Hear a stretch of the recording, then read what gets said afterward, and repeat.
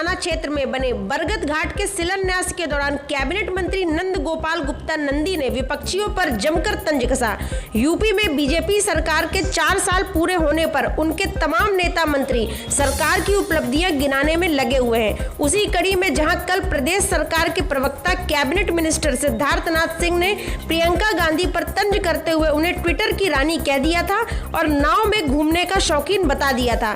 वहीं आज उद्यान मंत्री नंद गोपाल गुप्ता नंदी ने प्रियंका पर तंज कसते हुए कहा कि वह एकांत में बैठकर ट्विटर करने वाले हैं। वह क्या जाने जमीनी हकीकत, जिसमें कोरोना के समय में ऑटो और मोटरसाइकिल का नंबर देकर बस की लिस्ट भेज दी थी, जनता के साथ मजाक किया था। वह जमीनी हकीकत के बारे में क्या बताएंगे। वहीं सपा, कांग्रेस और बसपा पर आरोप लगाते हुए नंद गोपाल गुप्ता नंदी ने कहा कि इन पार्टियों में भाई भतीजावाद चलता है और यह भी कहा कि जब सपा की सरकार थी तो यादवों से 10 लाख रुपए लिया जाता था और गैर यादव से 15 से 20 लाख रुपया लिया जाता था, और जब बसपा की सरकार थी तो दलितों से 15 लाख और गैर दलितों से 20 से 25 लाख रुपया लेकर नौकरी दी जाती थी। आज माननीय योगी आदित्यनाथ के नेतृत्व में लोगों को बिना पैसा लिए रोजगार मिल रहा है और सभी नियुक्तियां पारदर्शिता के साथ हो रही हैं। देखिए, हम सबका परम सौभाग्य है कि आज हम उस कालखंड में हैं जहां इस देश की बागडोर एक परम तपस्वी आदरणीय नरेंद्र मोदी जी के हाथों में सुरक्षित है, तो वहीं दूसरी ओर इस प्रदेश की बागडोर एक कर्मयोगी मुख्यमंत्री योगी आदित्यनाथ जी के हाथों में, जिस प्रदेश में रहने वाले 24 करोड़ लोगों को अपना परिवार मानते हैं, उनकी भलाई के लिए, उनके कल्याण के लिए बिना किसी जाति, धर्म, मजहब के भेदभाव के कार्य कर रहे हैं। और आज पूरे उत्तर प्रदेश में सभी विधानसभाओं में ऐसे ही पवित्र स्थल का सौंदर्यीकरण और एक ऐतिहासिक स्थल सभी विधानसभा में, जहां पर टूरिज्म को बढ़ावा मिले, लोग वहां पर जाएं श्रद्धा से, उसका माननीय मुख्यमंत्री जी ने शिलान्यास किया है और जल्द ही ये अपने भव्य रूप में हम सबको दिखाई पड़ेगा पूरे उत्तर प्रदेश में बिना किसी भेदभाव के। और 4 सालों में वो कार्य हुए हैं जो वर्षों से लंबित पड़े थे। दूसरी सरकारों में केवल लूट का अड्डा बना था। 1 रुपए की चीज़ 100 रुपए तक उसकी लागत वृद्धि तक करते गए और अपनी जेब भरते गए, उसको क्रियान्वयन नहीं कर पाए।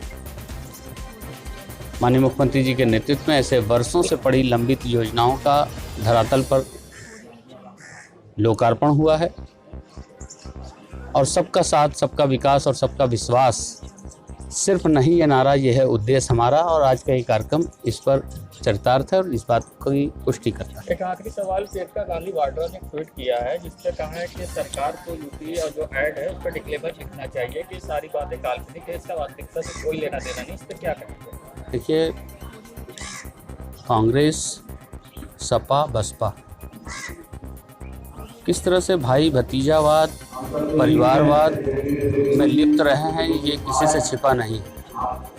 शानदार एकांत में बैठ कर के ट्वीट करने की राजनीति, सोशल मीडिया में बयानबाजी करने की राजनीति।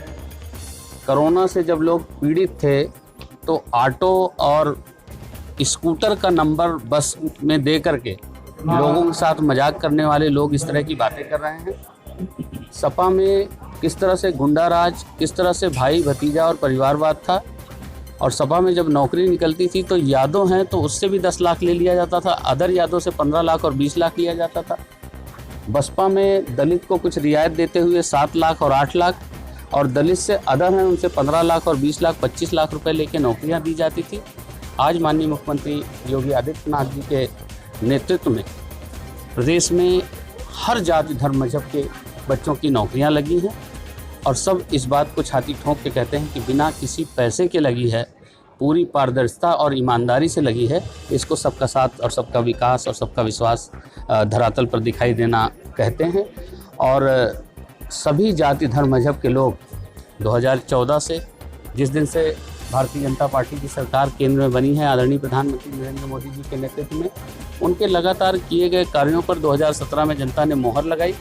2019 में जबरदस्त तरीके से प्रचंड बहुमत के साथ फिर से केंद्र में सरकार बनी और 2019 के बाद जो उपचुनाव हुए, माननीय मुख्यमंत्री जी ने इस प्रदेश में जिस तरह से कार्य किए उस पर मोहर लगाते हुए जनता ने प्रचंड बहुमत दिया। 2022 में भी हम प्रचंड बहुमत के साथ आएंगे।